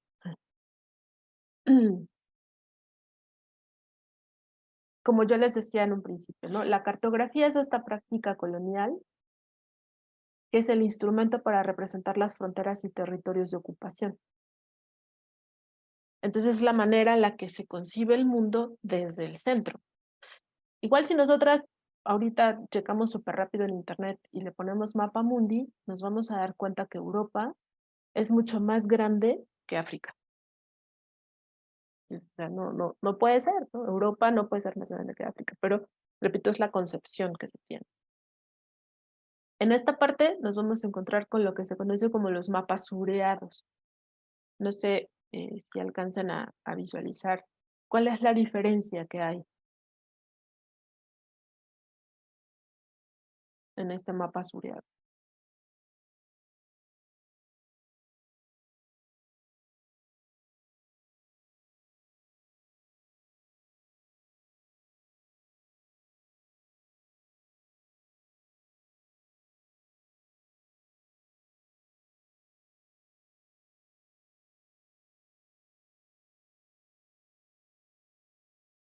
Mapa, ¿cómo dijiste, Claudia? Suriado, pero yo no lo... Carla, perdón. Sureado, de Suriado. sur. Sureado, de sur. Los países del sur están muy chiquititos, por ejemplo, todo lo que es Suramérica, Argentina, y eso está chiquitito, y el Ujú. norte es más grande. Pero lo interesante también es que el norte está en lo que desde nuestra percepción sería el sur, ¿no? Ah, ok. O sea, está de cabeza. Entonces, aparentemente está de cabeza, ¿no? Aquí está México, ¿no? Aquí está la Florida, y esto No le sería, hallaba forma. Ok, sí, sí. sí, porque entonces, pero ¿quién nos dice que eso está de cabeza? ¿Dónde está el arriba y el abajo? Sí, sí, sí. ¿No? ¿Dónde está el arriba y el abajo? Entonces, el otro mapa que nosotros vemos acá es un mapa que hicieron los surrealistas. Bueno, ya desde ya, pues, va a ser un mapa extraño, ¿no? Pero también, cuando nosotros vemos un mapa mundi, el océano más importante, porque está en el centro, es el océano Atlántico. Pero pues es el océano que cruzaban los españoles y los europeos para llegar a América, ¿no? Por eso no quiere decir que sea el más importante, ¿no? Cuando el océano más grande, pues es el Pacífico. Entonces, pues bueno, esta es una propuesta de cartográfica o de mapeo de los surrealistas. Y pues, repito, viene también un poco desde la concepción que se tiene del mundo, ¿no? Rusia va a ser mucho más grande que Estados Unidos, Europa prácticamente no se ve, ¿no? Y aquí se inventaron una isla que es como un osito. Entonces, pues, bueno, ¿quién nos dice cómo es el mundo? Y sí, repito, podríamos decir, pues como siempre ha estado, ¿no? El mundo. Bueno, esta primera parte de la sesión me baso en estos libros, que es Las Venas Abiertas de América Latina, Historias Locales, Diseños Globales, La Invención de América, La Herencia Colonial de América Latina y el análisis del sistema mundo, por si quieren echarles un ojito por ahí, ¿no?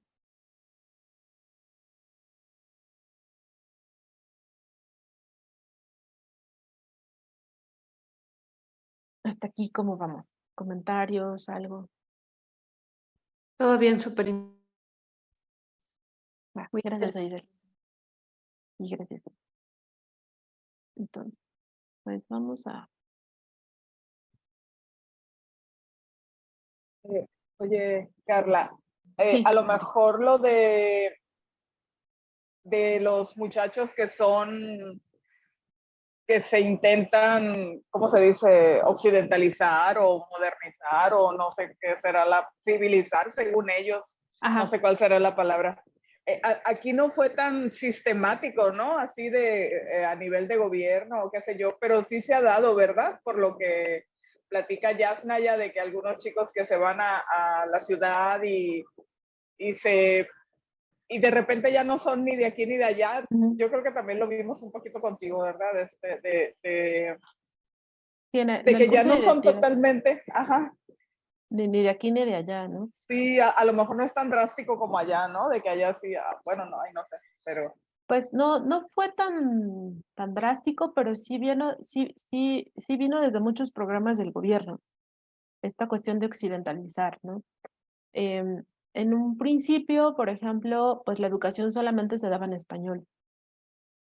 Entonces ya desde ya, ese ya es un proyecto de que en estos grupos originarios pues se tiene que dejar de hablar su idioma para poder civilizarse, ¿no? Porque pues si quieres ser parte de esta nación, pues tienes que hablar español forzosamente, ¿no? Entonces ese ya es un proyecto de gobierno, ¿no? Incluso el mismo proyecto, el indigenismo al que perteneció Juan Rulfo, Rosario Castellanos, ese también es un proyecto de occidentalización, ¿no? Ok, sí vamos a rescatar, pero vamos a rescatar solo lo positivo, no lo vamos a llevar, lo vamos a poner en un museo o no lo vamos a llevar y lo vamos a, a poner en un libro, ¿no? Pero es el occidental hablando Ah, ándale, sí. sobre el El, indígena, pero el no el indígena desde indígena el punto hablando. de vista occidental, Ajá, sí, pero sí, no sí. el indígena hablando. Que quizás esto es un poco, y ya se fue Karen, me parece, que Ahí quizás esto es está. un poco lo que hablan, Hoy. sí, perdón, Karen. Ay, te tengo aquí súper grande tu nombre, pero como no te vi en las pantallitas, perdón.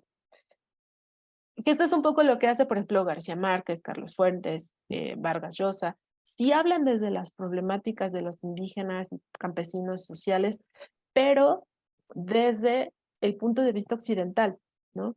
Pero no escuchamos la voz de los indígenas, de los campesinos. Es decir, eh, cómo lo vivían ellos, ¿no? Cómo lo sentían ellos. Y Sí, esto En la visión de los vencidos. un poco la visión de los vencidos tiene como como primer ensayo, ¿no? De cómo vivieron ellos toda esta problemática de la conquista, ¿no? Porque de casi voz siempre al otro. tenemos, ujú, casi siempre tenemos la versión del conquistador, ¿no? O sea, la historia siempre la escribe quien vence, ¿no? Pero el vencido que pensó, el vencido que sintió. Entonces, de esto se trata, ¿no? ¿Cómo viven los de la periferia todo este sistema mundo, ¿no? Sí, como hay un libro, es una novela de Vargas Llosa que es una de mis favoritas, El Hablador, Ah, y que precisamente, ¿no? Está, pero como ahí en la misma trama lo deja ver, ¿no? Como siempre estos antropólogos que van y se van incluso a vivir en algunas tribus para convivir con ellos, para conocer su forma, todo, pero no dejan de ser el otro para ellos, ¿no? O sea, nunca llegan a compenetrarse de esa forma. Y bueno, es una manera para que nosotros conozcamos, ¿no? También, yo creo que la literatura, a través de la literatura conocemos ujú. muchos otros áreas, temas, ¿no? Pero sí, siempre está eso de que es la voz de alguien más en vez de la de ellos, De ellos los mismos. protagonistas, ¿no? Uh-huh. E incluso el mismo libro de La visión de los vencidos, no el libro en sí, sino el título, está Uh-huh. siendo cuestionado, ¿no? ¿Por Eh, qué? Tomé un congreso que hicieron en Colombia, bueno, asistí a un congreso en Colombia, que se llamaba, el título del congreso era Ni vencidos ni olvidados, ¿no? Entonces dicen, no, a nosotros no nos vencieron porque nosotros seguimos aquí. Entonces ahí se hizo una crítica muy fuerte a este texto, bueno, al título de León Portilla, ¿no? ¿Por qué la visión de los vencidos cuando en realidad no los vencieron, ¿no? Los replegaron, los oprimieron, pero no los vencieron, porque nosotros, han pasado 500 años, más de 500 años y seguimos aquí, ¿no? Bueno, ahora pues ya no se le va a poder cambiar el título al libro, pero bueno, pues ahí está como está este cuestionamiento, ¿no? Vamos a ver rápidamente otra presentación que va relacionada y ya la próxima semana ya nos adentraremos ya a literatura, ¿no? Les voy a dejar ahí en la plataforma de Expertum un texto que yo escribí que justamente habla sobre esta literatura de periferia, a qué nos referimos, ¿no? Para que después lo comentemos la próxima semana y deciden quedarse, que yo espero que así sea. Y bueno, seguimos con los mapas.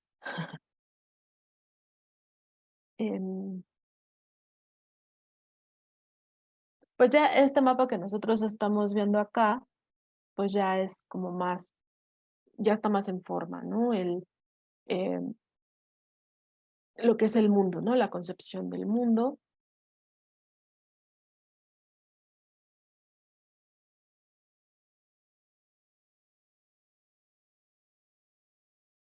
Y lo que les comentaba hace rato, ¿no? Aquí lo importante es situarnos en el mundo. ¿Cuál es el lugar que se nos dio desde esta organización? ¿No? ¿Y quién nos dio esta organización? Pues que bueno, fueron en nuestro caso los españoles, pero también los ingleses, pero también los franceses, pensando un poco en los haitianos. Eh, Dicho sea, ahorita que dije haitianos, me acordé de algo que leí que me dejó así como súper impactada, ¿no? Como sabemos, Haití fue el primer país de América en alcanzar su independencia. Pero resulta que Francia siempre le cobró su indemnización por haber perdido la guerra. Entonces, ya se habían independizado de Francia, ya no estaban los franceses ahí, pero Haití tuvo que pagar durante siglos una indemnización por esa guerra. Entonces, ¿cuál independencia, no? Entonces, ¿cómo? Fue cuando yo me dije, o sea, en realidad, ¿cómo queríamos o cómo se pretendía que Haití pudiera desarrollarse si tenía que estarle, no me acuerdo cuántos euros eran, pero en realidad tiene muy poco que dejaron de pagarle a Francia esta indemnización por pérdidas en la guerra? Digo, pues, ¿cómo? ¿Cuándo? ¿Cuándo Haití iba a poder salir de esto si le tenía que seguir pagando a Francia, ¿no? Entonces, pues ahí vemos estos mecanismos de colonialismo, ¿no? Todavía. Y pues también luego después tendremos que hablar de la colonialidad interior o la autocolonialidad, ¿no? Bueno, entonces, en el siglo... Perdón, más un comentario. De hecho, Sí. ahorita Ujú. va a ser la guerra de la colonización del Ártico, porque como se está derritiendo es territorio de nadie. Entonces, todos los países que hacen como frontera con el Ártico, como en los países, o sea, todo lo que es Dinamarca, Finlandia, etcétera, los países nórdicos, Rusia, China, Estados Unidos, todos se están peleando por el Ártico, Ujú. porque hay muchos minerales, mucha materia prima, mucha vida y fauna, vida silvestre, fauna, y pues mucho material que enriquece a los diferentes países. Es lo mismo. Y seguimos con esta cuestión del capitalismo, ¿no, Karen? Ahora, y creo que en la semana, ya no me acuerdo qué país dijo, de estos países nórdicos que ahorita tú nos mencionas, dijo, pues Groenlandia es mío. Sí, Dinamarca fue. exactamente, es el Ártico, sí. Ajá. Creo que Dinamarca fue, ¿no? La que dijo, no, Dinamarca no. Finlandia, Noruega. Pero No, bueno, no. también hay que cuestionarse Ujú, del colonialismo. ujú, O sea, por ejemplo, la cultura indígena, si ahorita ponemos a estudiar, ya que te ofrece, o sea, es una cultura que se está preservando a duras penas, pero ¿qué te ofrece para un futuro? Es lo que me cuestiono yo. O sea, ¿qué oferta tiene si ya es una cultura que de tanto que la diezmaron, ujú.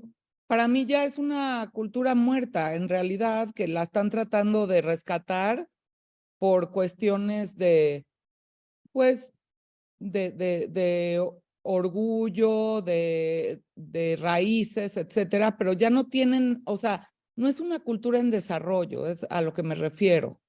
Ujú. No es, o sea, hay que ser sinceros. Claro, lo que tú estás ¿Qué opinas diciendo tú? es como bien interesante, ¿no? Y que sí, obviamente nos tenemos que sentar a reflexionar, ¿no? La pregunta aquí, y yo te preguntaría, en realidad, y te daría la razón, ¿no? Son culturas que no le ofrecen nada al capitalismo, No, ¿no? pero al capital, pero no lo veamos en términos de ideas, digamos, políticas o económicas, sino en términos culturales, ¿qué te entiendo que tenemos un gran legado y una gran herencia, pero ¿qué te ofrece para investigar al futuro? ¿Sí me entiendes? Y toda la gente además tiene el problema de la vergüenza. Ahí está en el libro de Octavio Paz, El laberinto de la soledad. Es la vergüenza del pasado indígena que hemos traído, que no hemos aceptado ni nuestro pasado, ni tampoco bueno, lo que nosotros sufrimos, no, o sea, la colonización. No aceptamos nada, nos da vergüenza.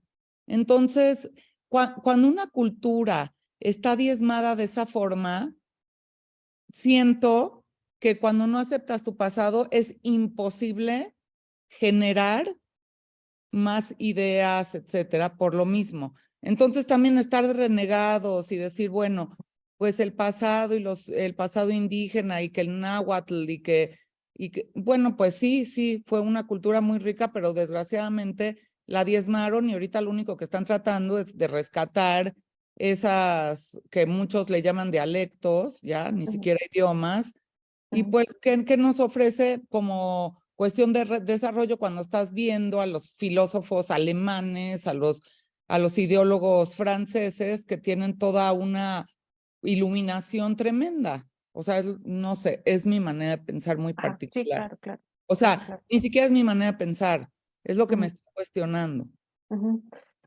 Y justamente, y seguro como tú, muchas otras personas también se lo cuestionan, ¿no?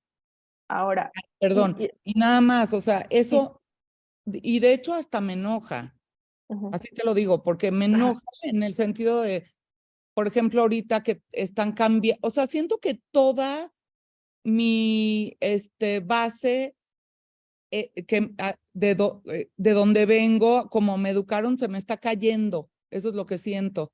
Porque ahorita, por ejemplo, que mi hija me dice, ay, no puedes decir, por ejemplo, que en mi época, pues decían, ay, pues son homosexuales. Ay, no, qué cosa, o sea, son ella.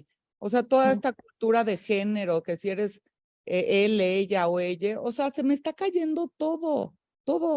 Ya vivo en el limbo, ya todo lo que con todo lo que crecí, que para mí era la base fundacional, sí, la verdad que a mí Occidente me legó toda mi cultura. Y sí, o sea, leí La visión de los vencidos y la historia de México, etcétera, etcétera, pero toda mi base cultural es occidental, lo voy a aceptar.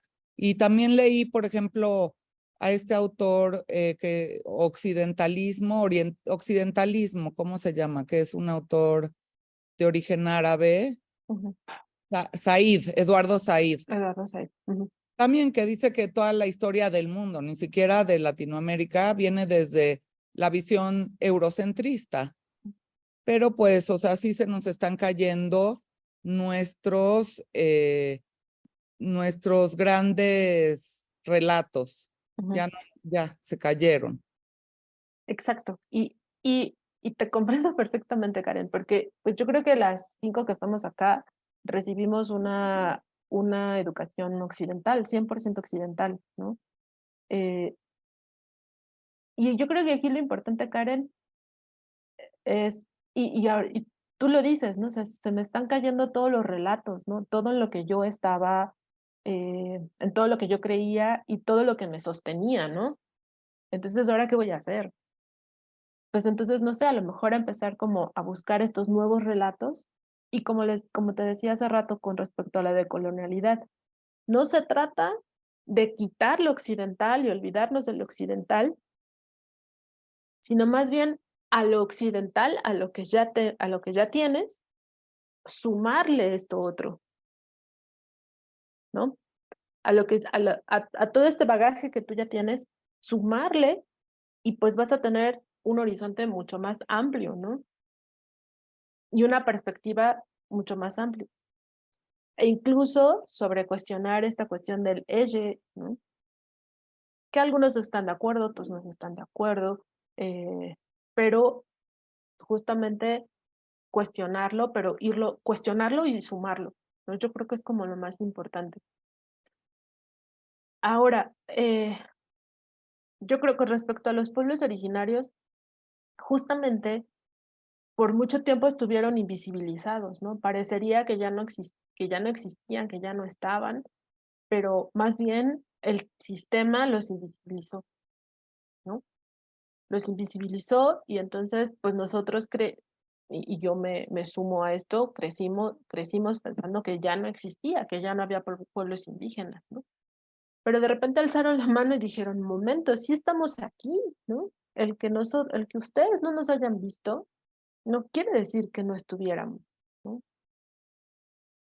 Y como te decía, quizás su perspectiva de la vida no tiene mucho que aportarle al capitalismo, ¿no? Porque el capitalismo, y como tú lo dijiste hace rato, con respecto a toda esta zona norte del mundo, pues el capitalismo lo que quiere es pues tener, ¿no? Excavar, hacerse de capital, ¿no? De materia prima, explotar. Y pues estos pueblos dicen, no, a ver, momento, no tendrías por qué explotar, ¿no? Entonces, tantos minerales, ¿no? Entonces, más bien tendríamos que empezar, pues, con esto no estoy diciendo, pues ahora todas nos vamos a vestir de mazaguas o de otomís, ¿no? Sino voltear a ver cuál es su punto de vista, ¿no? Con respecto, por ejemplo, a la extracción. Y a lo mejor lo que podríamos hacer es llegar a un punto medio, ¿no? Quizás ya no nos podemos deshacer del capitalismo, probablemente no, ¿no? Pero ¿cómo podemos aminorar el impacto ambiental, por ejemplo, ¿no? Y quizás los pueblos indígenas nos puedan dar una luz de cómo poder aminorar el impacto ambiental, ¿no? Se me ocurre esto. Y sí, ojalá sí te animes a sumar, ¿no? Como todas estas voces desde la literatura. Ahorita, como les decía, solamente es una mera introducción, no nos vamos a adentrar como en estos temas, sino más bien como para tener este panorama, ¿no? Entonces, en esta dinámica, ¿no? de ir como construyendo este mundo desde la perspectiva occidental europea, pues lo primero que se hace es cristianizar, ¿no? En el siglo XV. Después lo que se hace en el siglo XVIII, pues es el conocimiento científico. Solamente el conocimiento científico es el que vale la pena, ¿no? El que pasa por el crisol del método científico, solo es el que vale la pena. Después, lo que se hace en el siglo XIX, pues es civilizar. En el siglo XX, pues es desarrollar. Vamos a civilizar los países en el siglo XIX. Vamos a desarrollar los países. E incluso por ahí viene el concepto de países desarrollados y subdesarrollados, ¿no? Y después en el siglo XXI lo que se trata es democratizar, globalizar, o hay todo un proceso de americanización y de homogeneizar, y que todos tenemos que ser iguales. Entonces, en esta perspectiva de que todos tenemos que ser iguales, pues se van a perder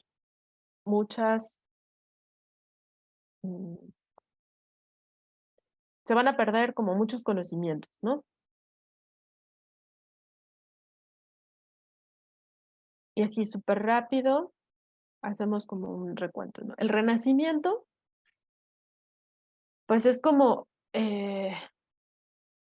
bueno, no me voy a detener en qué consiste el Renacimiento, pero es como este momento en el que surge como esta nueva perspectiva, ¿no? De la ciencia. A lo mejor aquí, Karen, muchos de los del Renacimiento se sentían como tú en este momento, ¿no? Todo lo que me habían enseñado, resulta que los renacentistas me vienen a decir, pues que no. Pero finalmente el Renacimiento, pues justamente dio paso, ¿no? A una evolución, a un desarrollo, y a lo mejor estamos en este momento, ¿no? Y entonces ser protagonistas de este paso y de este desarrollo, pues también es fascinante, ¿no? Y después también viene la ilustración, que también es un movimiento súper importante en el siglo XVIII, que es justo el desarrollo de todo el conocimiento científico. Entonces, voy a pasar así como momentos claves que se nos ha dicho que han sido bien importantes para el desarrollo. Pero detrás de estos momentos claves, pues también van a tener como su lado oscuro, ¿sí? La Revolución Industrial, la Segunda Guerra Mundial, ¿no? Que después de la Segunda Guerra Mundial, pues viene como esta parte de tratar de ir homogeneizando, ¿no? Y de ir democratizando. Bueno, aquí algunas imágenes, que esto es como bien importante, ¿no? 1961 es cuando se construye el muro de Berlín, el famosísimo muro de Berlín, que divide al mundo en capitalismo y socialismo, ¿no?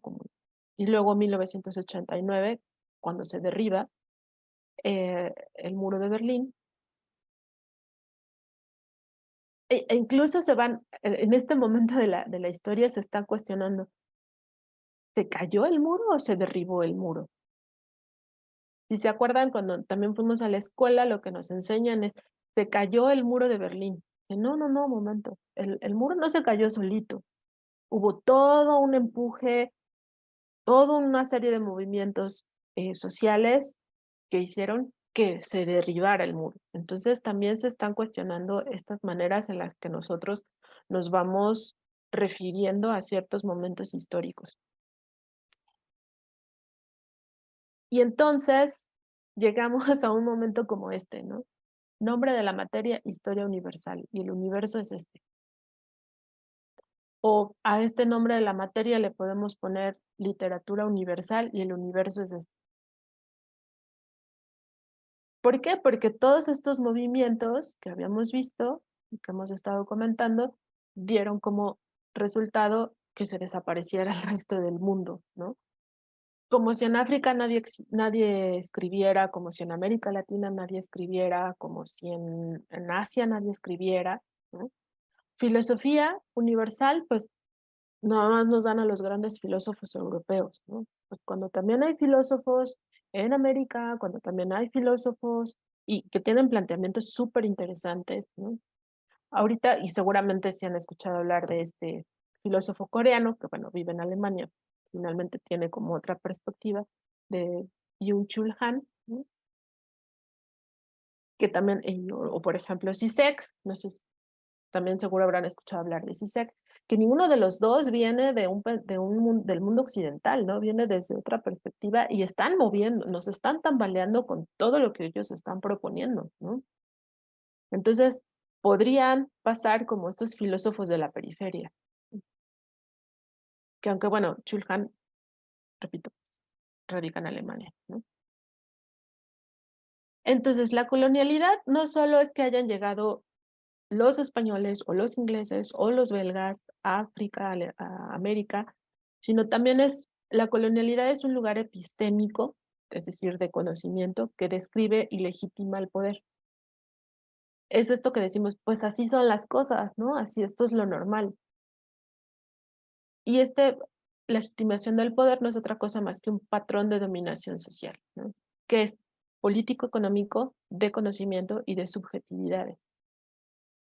De conocimiento, bueno, político-económico, pues cuáles son las naciones más ricas, ¿no? Y tenemos que hacer lo que digan las naciones más ricas. De conocimiento, no, pues el conocimiento solo se debe generar en inglés, en alemán o en francés, ¿no? El conocimiento no se puede generar en otro idioma. Pero eso ya está cambiando. Incluso ahora, ya en muchas universidades ya no piden el inglés, ¿no? Ahora están pidiendo el chino. Y eso está cambiando. Entonces, y esto también nos mueve, ¿no? Nos mueve este piso fijo como lo que nos decía Karen. Subjetividades. Aprender chino. Aprender chino está complicadísimo, ¿no? Sí. Nada más para escribir, eso sí es una ventada que no pidan chino, no manches. Sí, sí, sí, yo algún día dije, voy a aprender chino por YouTube. Sí, claro, cómo no. No, creo que lo único que aprendí a decir es ni hao.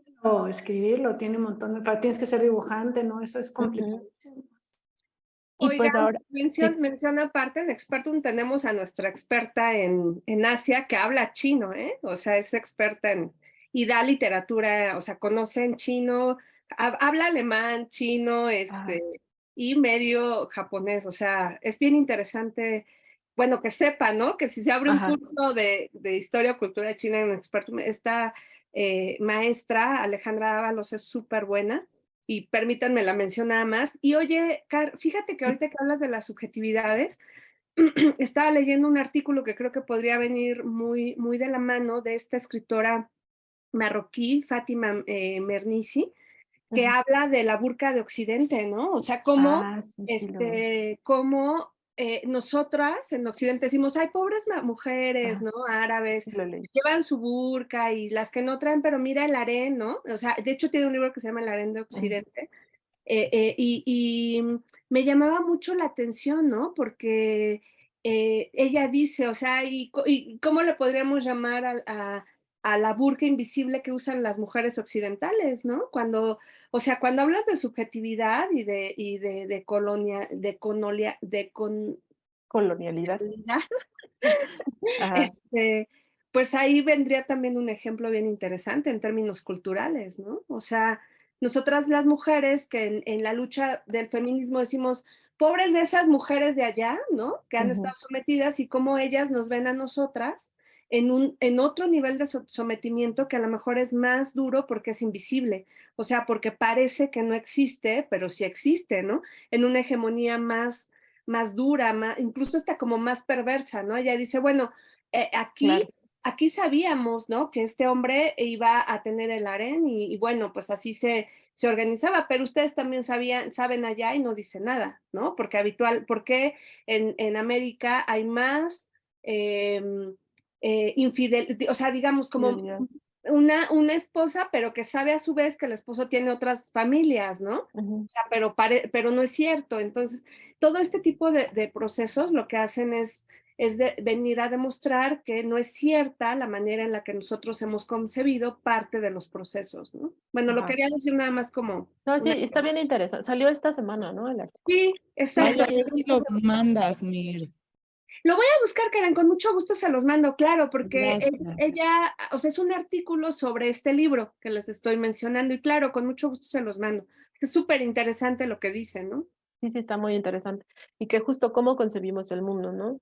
Ah, claro, nosotros vivimos en un país libre, en una cultura libre, somos libres, ¿no? Libres de pensamiento. Pobres mujeres, pero no es cierto, ¿no? Vivimos quizás igual, ¿no? Así, o las subjetividades, que es un poco también lo que decía Karen hace rato, ¿no? Del ella o del no binario, del género no binario, que yo también tengo así como conflictos bien fuertes, ¿no? Con esta cuestión del género no binario, porque es lo que yo les comentaba a algunos amigos, es como no asumirte o no asumirte, ¿no? Y entonces en esto no asumirme, pues tampoco tengo una responsabilidad social y política, ¿no? Al menos desde mi perspectiva, ¿no? Entonces, y esto es bien, bien importante, Karen, como te decía hace rato, irnos cuestionando, ¿no? ¿Qué tan peligroso puede ser esto del género no binario? ¿O qué tan bueno puede ser esto del género? O de ir como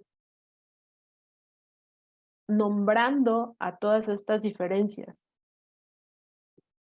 De esto se trata todo este movimiento de la decolonialidad, ¿no? Ir nombrando las diferencias y por qué es importante ir nombrando las diferencias, ¿no? Y bueno, aquí les muestro un mapa que justo de este sistema mundo y que es otro mapa que también decimos, a ver, espérame, ¿cómo está el mundo ahí? Que es el centro y la periferia, ¿no? Entonces, este mapa está construido justo desde esta idea del centro y la periferia, para ubicarnos rápidamente. América del Sur, México, Estados Unidos, Canadá, Europa hasta acá, pues lo que sería Rusia, Australia, África, ¿no? Acá está península arábiga, la India, ¿no? Entonces ya se ubicaron, que también es un mapa que al principio cuando lo vemos decimos, "Ah, espérate, ¿no?". Este mapa, pues bueno, viene justamente desde una cuestión económica, es una cartografía de Seidel de plano volteoscopo. ¿Cómo ya? Porque sí entonces es justo esto, ¿no? El centro y la periferia, repito, que aunque es una cuestión económica, ¿no? ¿Cuáles son los países económicamente poderosos? Pues también son los países que como son económicamente poderosos, pues van a dictar lo culturalmente apropiado, ¿no? O son los países que también se les conoce como los países hegemónicos, ¿no? Y, por ejemplo, aquí nos dice centros contrahegemónicos. Es decir, que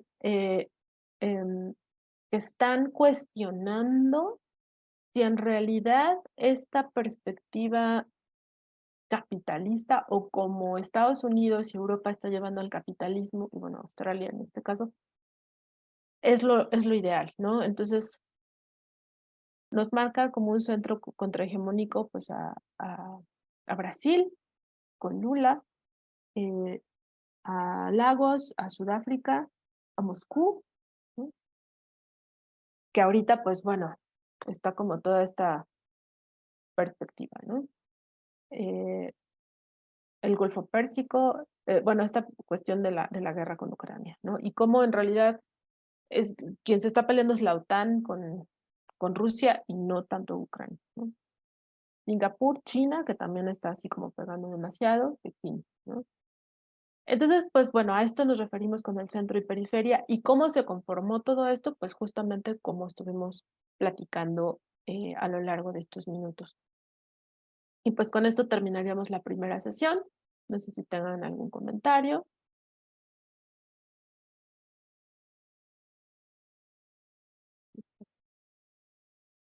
Ya.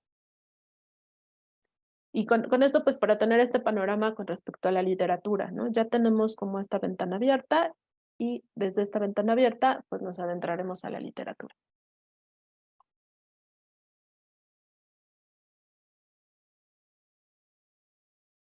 ¿No tienen comentarios? ¿Qué les pareció? Ya vi, Adri, que estabas ahí buscando el emoji, ¿no? Muy interesante, la verdad, una perspectiva que no se me había ocurrido. Yo puesta a ella, ya te ando mandando para que me mandes a dónde deposito. Pues muchas gracias, espero que les haya gustado. Como saben, en este espacio pues privilegiamos justo, ¿no? Creo que lo que se privilegia en este espacio es la atención a, pues por supuesto, a quien imparte el curso y la plataforma, básicamente, ¿no? O sea, la verdad es que el espacio a veces, ya ves, Aidel, por no tomar cursos de administración y contaduría me ha tocado quedarme un poco de golpes económicos, pero bueno, uno va aprendiendo en el camino, ¿no? Y pues no somos, por supuesto, una gran universidad, un gran espacio, ¿no? Que puede solventar muchas cosas, pero aún así privilegiamos mucho a nuestros expertos, a nuestros docentes en su trabajo, en su labor, porque creemos que desde ese lugar es donde vale, ¿no? Pues esto, ¿no? Valorar todo el conocimiento y la manera en la que le imparten. Y bueno, hay dos opciones, les puedo mandar los datos bancarios, que esa es como la más fácil y sencilla, o pueden ingresar a la plataforma www.mirsuárez y o sea, comprar el curso directamente, lo que se les haga más sencillo. Estamos, de verdad, yo les doy la bienvenida y encantadas de que puedan participar de esto que como se dan cuenta es súper interesante, ¿no? Yo la verdad es porque los sábados me medio puedo entrar y no, porque debo de atender varias cosas, pero los cachitos que escuché aprendo un montón y esa es otra cosa que me parece interesante, ¿no?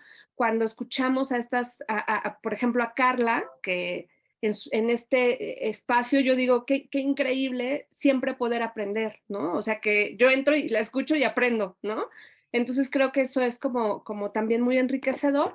Y pues también si les gustó la sesión, por favor, pues apóyenos, ¿no? A difundir, a que se sumen más personas, pues porque entre más personas sean, pues esto puede sostenerse, la verdad, de mejor manera, ¿no? Entonces, por favor, háganos montón y pues bienvenidas a este espacio. Y no sé si tengan algo más que mencionar. Nada, muchas gracias, Mir. Con gusto, Karen. ¿Qué te pareció? Muy interesante, muy interesante. Ya le dije a Carla mi punto de vista y pues sí, lo voy a considerar, claro que sí. Buenísimo. Gracias por venir. Gracias, Karen. Gracias, Y la- Euge, también por estar acá. Sé que estabas con otras cosas, pero gracias por venir a la sesión. Sí, gracias, Euge. No, pues, y gracias, gracias, gracias. Y a mí me encanta decir que me encanta escuchar a Carla porque ella siempre tiene ella está más cercana a esa otra visión, a esa otra perspectiva y nos abre esas ventanitas como, así decía el maestro Elmer en las clases, la literatura, todo el conocimiento es abrir una ventana al mundo, ¿no? Y salir de nuestra burbujita. Y es muy chistoso porque aquí vamos a hablar de periferia y todo esto. Y yo, por ejemplo, en relación a ustedes, estoy ahí Claro. en la periferia, estoy en la provincia, por allá y todo. Entonces, y yo estoy al revés, yo veo distante el centro y yo, pero pues si esto es lo que debe ser el norte, ¿no? Pues Yo creo que ni estoy al norte, ¿no? Pero ilusos nosotros que nos creemos de arriba, pero me encanta, me encanta, me encanta. Y bueno, yo creo que esta entradita sí nos sirve así como para abrir los ojos y porque eso de ver lo colonizadas que estamos. tu abuelita. Sí, muchas gracias, Adriana. Y pues nada, bienvenida. Qué interesante también. Va a ser bien interesante también en este curso enriquecedor mirar tu perspectiva, ¿no? Como Claro, justo súper. desde ese espacio. Y bueno, tú que conoces y has estudiado algunos de estos escritores, que creo que también va a ser enriquecedor, ¿no? Poder ver esa perspectiva. Pues bueno, Car, muchas gracias. No sé si tienes algo más que agregar. No, pues también les agradezco que con sus palabras que hayan estado. Espero que nos encontremos el próximo sábado. Karen, la verdad también sería súper enriquecedor pues tener como esta perspectiva tuya y ver cómo vamos construyendo estos diálogos, ¿no? Que de esto se trata, ir construyendo diálogos. Y pues, chicas, gracias Eugenia, Adri, Saidel. Me Pues encanta. muchas gracias. Amo el Bosco y el Jardín de las Delicias, es de mis Ya. favoritos. Gracias. Bueno, pues muchas gracias. Les deseo un bonito fin de semana y nos encontramos el próximo sábado. Siempre los datos de acceso siempre son los mismos y ya o sea, cualquier cuestión eventualmente administrativa voy a estar muy pendiente, ¿vale? Que tengan bonito fin de semana. Chao, chao. Gracias a todas. Ay, gracias. Bye, bye. Bye. Nos vemos.